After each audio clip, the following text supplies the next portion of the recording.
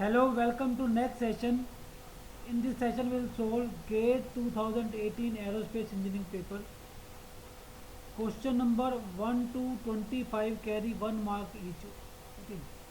Question number 1 is let vector A, vector B are two distinct vectors that are not parallel. Then vector C is equal to A vector cross vector B is option A 0, option B orthogonal to 7, option C orthogonal to A and A plus, option B orthogonal to vector B1. So this is vector B, this is vector A, and the resultant of this vector will be in between. Okay, so which will represent A plus B, but the product of these vector will be perpendicular to both or to the resultant also. So answer is option C. The vector C will be perpendicular to A plus B also. Vector A plus B also. Okay. Question number 2 is the function fxy is equal to plus y square by 3 minus 5. All the roots of this function. Option A form a finite set of points. Option B lie on the elliptical curve. Option C lie on the surface of a sphere. Option D lie on a hyperbolic surface. Let fxy is equal to 0, then you put here equal to 0, then it will be x square by 2 plus y is equal to 5, or x square by 10 plus y square by 15 is equal to 1. So x square by a square plus y square by b square is equal to 1. So that is the standard equation of the ellipse. So answer is B. Question number 3. Conjecture field given by xi plus yj plus zk. This vector field is option A divergence free and curl free. Option B curl free and but not divergence free. Option C divergence free but not curl free. Option D neither divergence nor curl free. So divergence of vector f is I curly f by curly x plus j curly f by curly y plus k curly f by curly y. So here f is where xi plus yj plus zk. So divergence of this vector is where 1, 1 and 1. So answer is sorry. So this is 3. So divergence of this vector is not 0, so it is not divergence. And curl of this vector is I curly by curly f, curly f by curly x plus j curly into cross curly f by curly y take into curly f by curly y, or it can be written in the matrix form, and the solution of this matrix gives the curl f. Okay. So ijk curly by curly x curly by curly y curly by curly z, and here we write the function ij and k, x which is x, y as z. So here differentiation will be 0, and here differentiation will also be 0, and here differentiation will be 0. So it is 0. So it is curl free but not divergence free. So answer is option B. It is curl free but not divergence free. Next, a jet aircraft is initially flying steady and level at maximum endurance condition.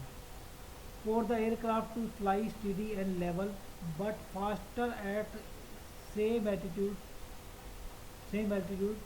the pilot should option A increase thrust alone, option B increase thrust and increase angle of attack, option C increase thrust and reduce angle of attack, option D reduce angle of attack alone.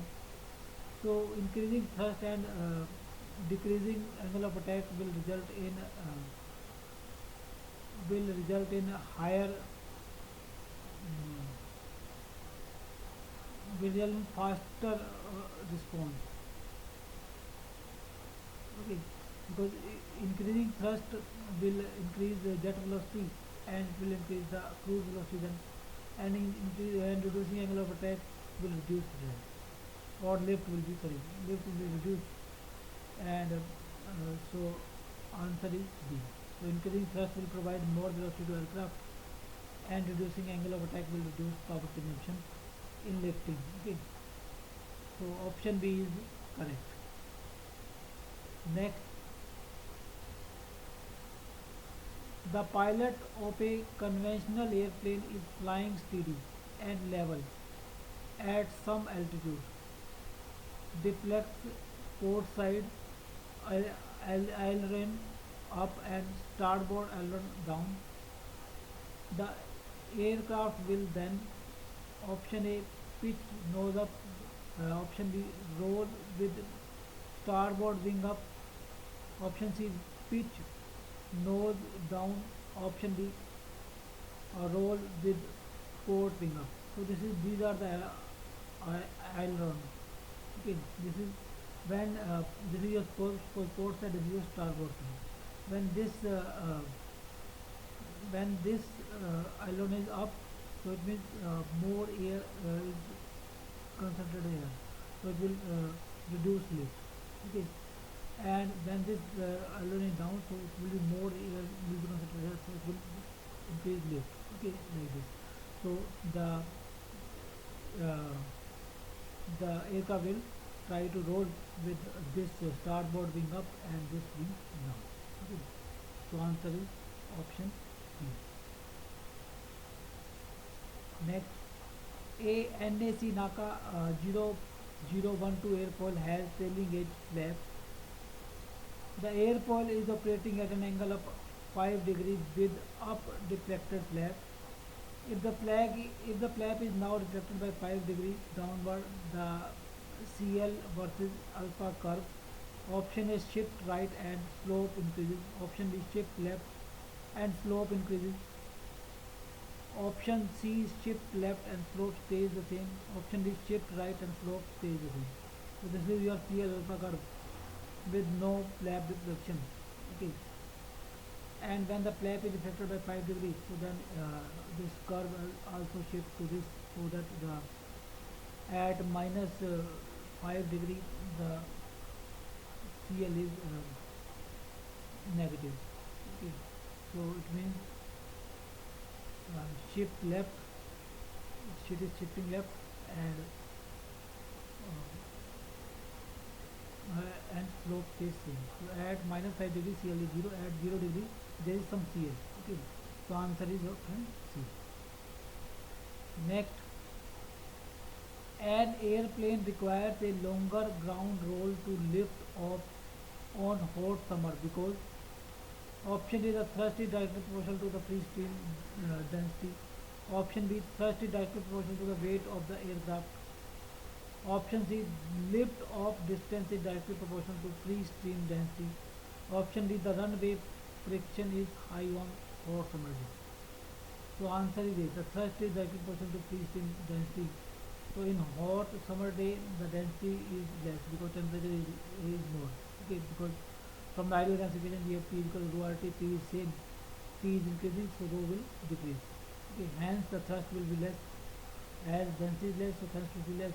So for lifting of the airplane, the longer roll period is required. Rolling is like that. Okay. The longer roll period is required for lifting the aeroplane. Okay. So answer is option A. Next, question number 8. The velocity profile of an incompressible laminar boundary layer is shown in figure below. U is free stream velocity, Uy is stream-wise velocity component. The area in the black shaded region in the figure below represents option A boundary layer thickness, option B momentum thickness, option C displacement thickness, option D shear vector. So this shaded area represents displacement thickness. So displacement thickness is defined as the thickness by which the plates should be displaced to compensate for the decrease in mass flow rate. Okay. So when there is no boundary layer, the mass flow rate is given by rho u. Okay, rho u by whole area. Due to boundary layer formation, the decrease in mass flow is given by shaded area. Decrease in boundary layer formation, it is given by shaded area. Okay. So answer is your C.